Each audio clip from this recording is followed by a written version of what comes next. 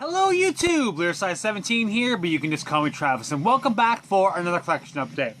I don't even have anything to say before we get to the music, so let's just do that.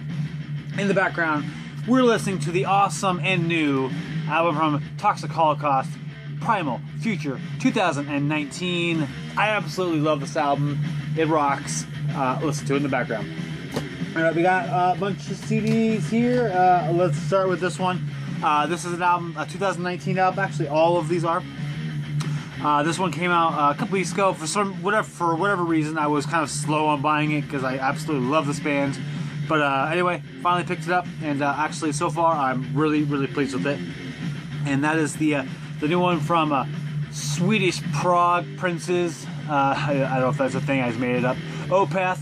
This is in Cauda, Venenum. I'm not sure how you say that because it's Swedish. This is their first album that is entitled in Swedish, and actually they actually did Swedish language for the first time as the main entry. They did actually record it also in English. I have the version that has both here, but from what I read, Swedish was the language that Michael wanted to go with as the main version for this album. So anyway, thought that was kind of interesting, kind of cool. And anyway, when I wanted to pick this up, the version that had both languages is what appealed to me. So anyway, I picked it up. As always, killer album art from Opeth. I do wish that they would be putting the Opeth logo, or at least the O, on the front of the cover. I really miss that because I think their logo is really sweet. Anyway, awesome album cover as always.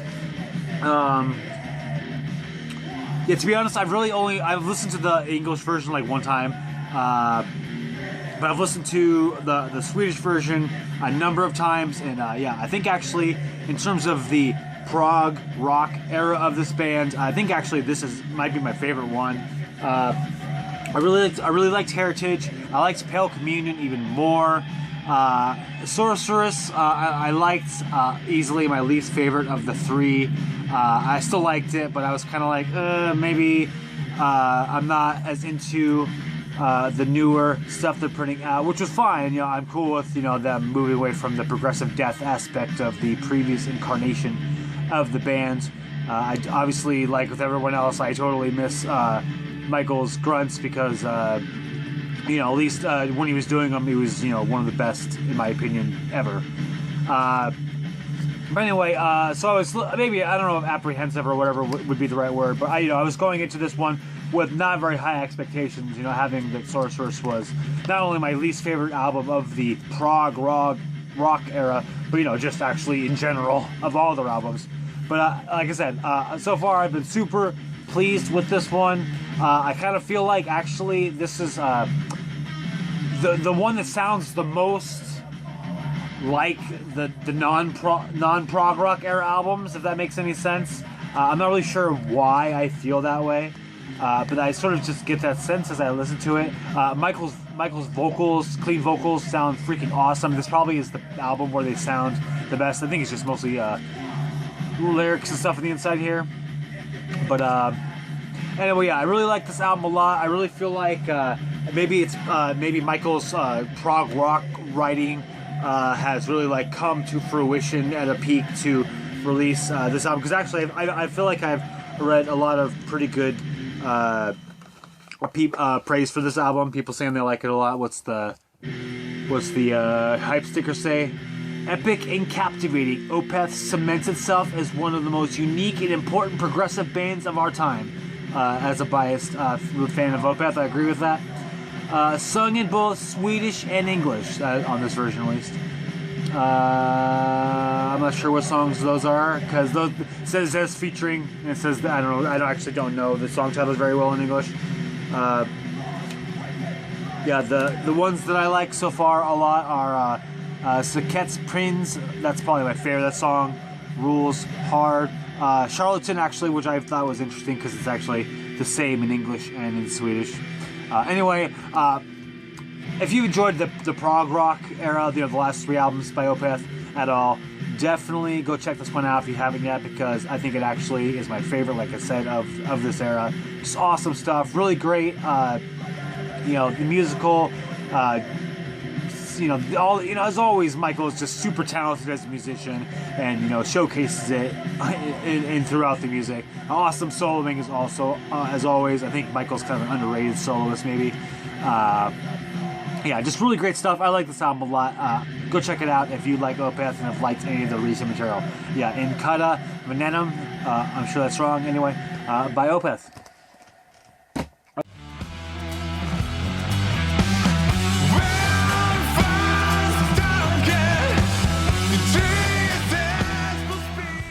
Alright, next one up. Did order through Out of Season. These are both actually CDs. Out of Season. If you ever see this, please continue releasing CDs because that's awesome. Anyway, both these are co-released through Out of Season and Canadian label Tour de Garde. First one up is a split. This is with between the bands Neverlur, which is the new one for me, and Sequestered Keep, which is probably I would say probably maybe one of the top few, at least in terms of notoriety, going in the Dungeon Synth game. That's what both these artists are Dungeon Synth. Neverlur starts us off here on their side with 3 longer tracks. This is the artist out of Canada. I wasn't previously familiar with them, but knew that I wanted to pick up Sequestered Keep's material. So they were, as I said, they were new to me, but I actually really enjoyed it. And it's much more so on the sort of the ambient synth side of things, but I really enjoyed it. Thought it was pretty good stuff. The Sequestered Keep half, actually, though, is awesome. It actually probably might be my favorite Sequestered Keep material. The percussion usage that he's got going on this one is just really, really good. It's done super awesomely. 2 tracks in particular that I think are awesome are Forgotten and the Windswept Lands, and then the title track, Quests in the North. That track rules. Definitely strong kind of summoning vibes. So if you've enjoyed sort of the dungeon synthy or the non-black metal stuff that summoning is doing, maybe definitely check out this half of Sequestered Keep. Obviously, as always, I'll leave links. But this is a pretty cool split. I really have enjoyed it. Like I said, the Sequestered Keep half is awesome. What's the title of the other side? Under Nordljosets, Straalar. So actually, it's not in English. This is the title for the Neverlur stuff. Here's the liner notes. Here's the cover. I really like this cover a lot.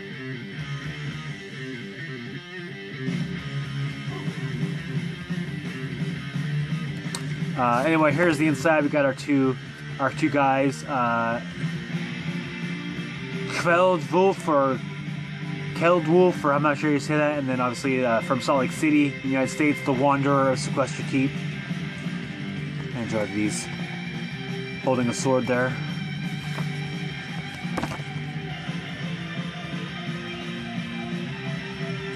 Credits and stuff on the back here. Anyway, cool stuff. If you're into Dungeon Synth at all, you're probably already aware of this release. But if you like Dungeon Synth and you haven't checked this release out yet, I highly recommend that you do. And like I've said a few times, especially the Sequestered Keep half, because I really think it is fantastic.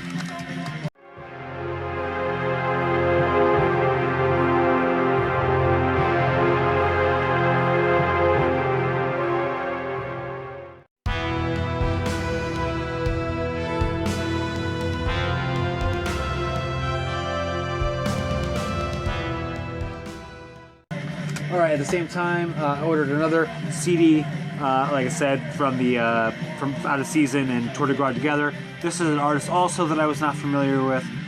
This is Arthuros with Ithildin. I'm not sure how you pronounce that. There you go. This is a Dungeon Synth artist from Greece. This actually is very actually kind of reminded me very similar, gave me similar vibes to the Neverlur stuff. Has very kind of a more ambient Dungeon Synth vibe, which actually is pretty cool. This one I thought was really cool. I really enjoyed this one a lot, especially because, you know, like I said, I was unfamiliar with the artist previously. I really enjoyed this. On the inside it says, dedicated to my father. That's like just like the only thing that it says outside of art that's on this on the liner notes. That's pretty cool. So shout out to this dude's dad. His album rules. Your son rocks the dungeon synth. And I got a sword in the back here. Anyway, cool stuff. Again, this is like very ambient kind of dungeon synth stuff that I really enjoyed. And yeah, go check it out if you're into dungeon synth stuff. I'll leave a link to out of season 2. You can go pick it up if you should desire. Anyway, this is Arthuros with again a butchered Ithildin. Good album art on this one too.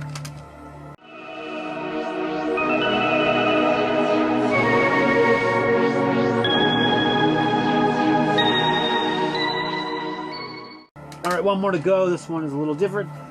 This is the latest release from International, technical deathcore, I guess is what they consider themselves. Infant Annihilator. This is, what's this? The Battle of Yaldabaoth. I'm not sure how you pronounce that, but that's what I'm going to go with.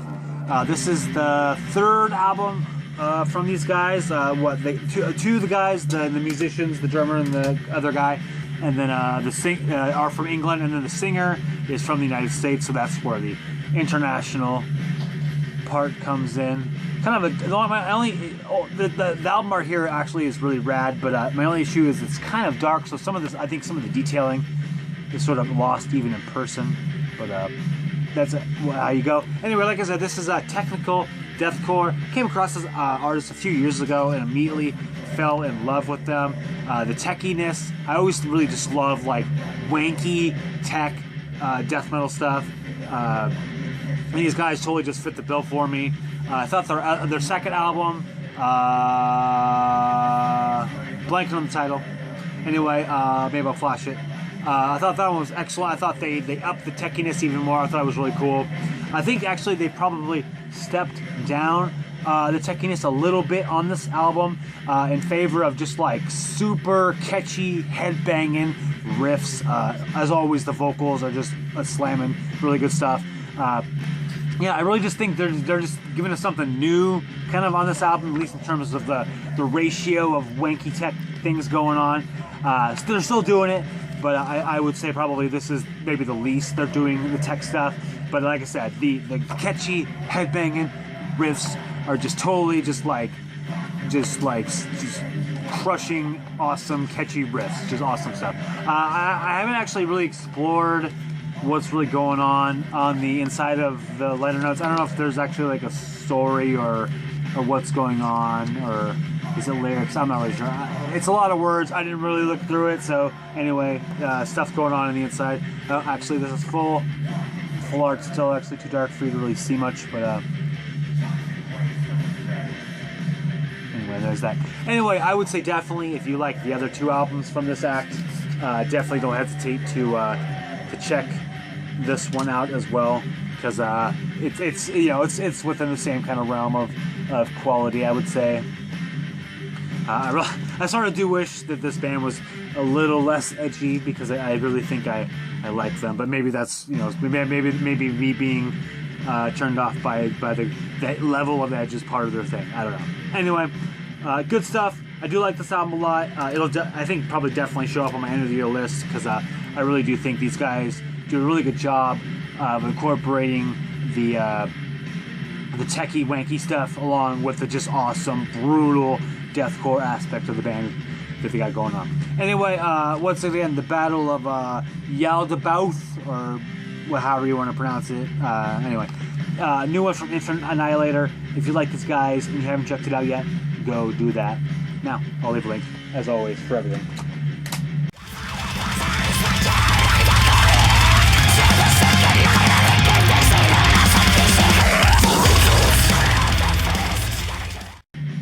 Alright, that's all I got for this week. Thanks for watching. Thanks for subscribing. If you're familiar with any of these releases, please let me know what you think of them, and otherwise, have a good day.